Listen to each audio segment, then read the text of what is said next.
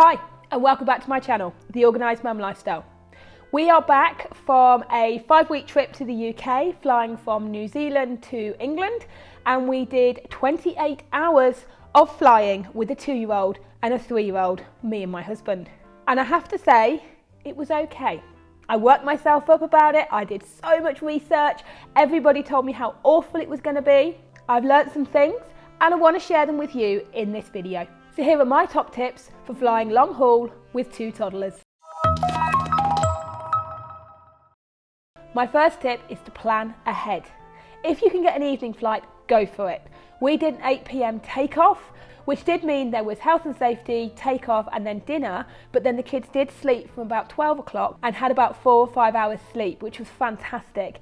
We then 4 hours in San Francisco airport, which was during the daytime, and they ran around. And then the next leg, which was 11 hours, was technically New Zealand daytime, but it was London nighttime. And actually they slept for another 4 hours, so it was perfect. On the way back, not so good. We had a 2 p.m. takeoff, so they did not sleep at all in the first leg. And because we'd been awake all day, it did lead for a strained flight. They fell asleep just before we landed, which meant they were sleeping in San Francisco airport and we had to wake them up so we could move, which wasn't ideal, and it was dusk when we were in San Francisco airport. However, when we got on the next leg, which was 13 hours back to Auckland, everybody slept for 6 hours and then we landed at 6 a.m. There are pros and cons. Sometimes it's not possible to get an evening flight, but where you can, later in the day is better. As you saw from my pack with me video, plan your packing. I packed a lot of snacks. They weren't going to be keen on the airline food, and if you saw in my part 2, my review of what I packed, I was quite right. They didn't eat a lot of it. Sometimes they did, but I'm so glad I had the backup of the snacks that they knew about and they could ask for whilst we were on the plane. So that was really good. Also make sure you've got nappies or diapers, baby wipes, hand sanitizer, you've got what you need. But on the other side, don't pack too much, because then you've got to carry all the stuff. Particularly with us, when we had a 4-hour layover, we had to carry all that stuff, including picking our bags up and putting them back on for our next flight. So don't pack too much, but make sure you've got the essentials. Also, the odd toy, but not too many of them, because if you drop them, you've got to go under that seat and find them. And they will find entertainment from the iPads, from the screens, because on long hauls you've got those screens. Monty really enjoyed the computer games on the screen and spent quite a lot of time playing with them as well. And with that packing guidance, dress comfortably. Dress them comfortably, leggings, layers, t-shirts so you can take them on and off. Our first leg was absolutely baking.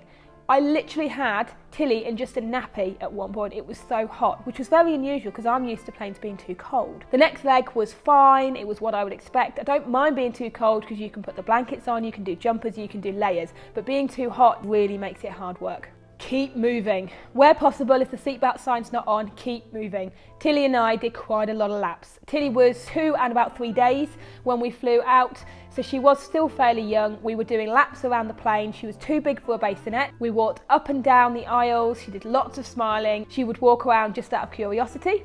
Monty did a little bit of walking, but not as much, but keep everybody moving. Even yourself, it's healthy just to keep moving, get up, walk around, look out the window, do what you can achieve in such a small space. As we know, with any flight, ear pressure is always a challenge. I let my kids have their dummies as much as they wanted them and was very keen to check they had it in when they were on takeoff and landing. I've done a lot of short haul flights with the children, particularly when they were quite small and I was still breastfeeding, so I would always make sure to feed on takeoff and landing so they could manage that ear pressure by swallowing their milk.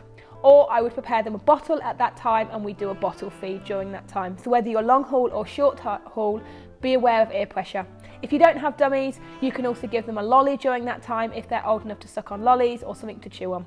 I'm very lucky, my children don't seem to suffer from motion sickness.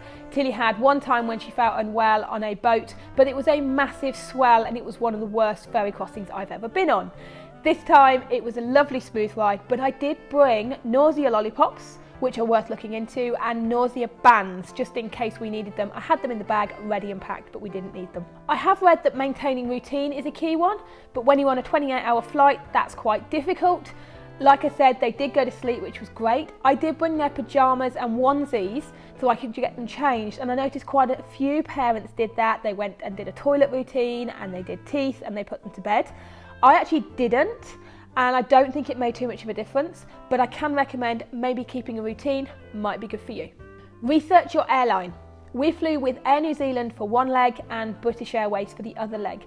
There's lots of tools and equipment that you can buy that is advertised for use on plane. There's pillows, there's certain things you can use, but a lot of airlines don't allow them.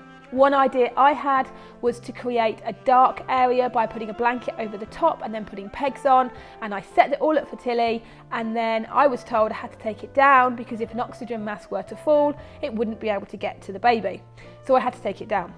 Thankfully, I hadn't bought anything special, it was just me using a blanket. So do some research. I would highly recommend Air New Zealand and BA, no issues at all, but they do all have different allowances. Most airlines are absolutely fantastic with children. It's just part of travelling that children and babies and toddlers will travel. Is your toddler small enough for a bassinet? Under the age of 2, most airlines will provide a bassinet and you can sit in a particular seat where it will sit on the bulkhead. I saw a lot of mums using them and thought they were great.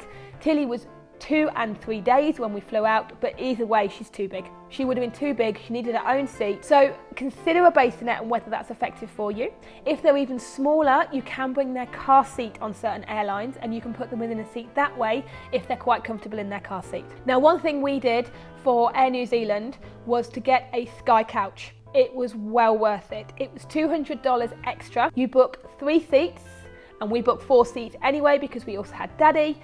And you book those 3 seats and then the whole bottom comes up. So where the feet are, the feet rests come up and they sit flat. It was fantastic. Myself and the 2 toddlers on the flight out, we all slept on this bed. We were given pillows, we were given blankets.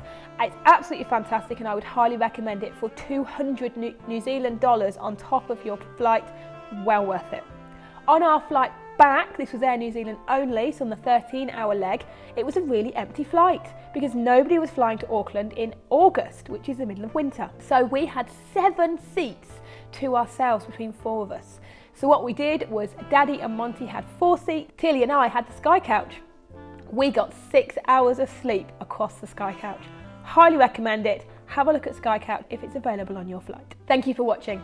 I hope you find those tips useful. And when you're planning your next long haul flight, do your research, consider what you pack, think about how old your children are, and I highly recommend just doing it. Don't let it put you off doing that amazing trip.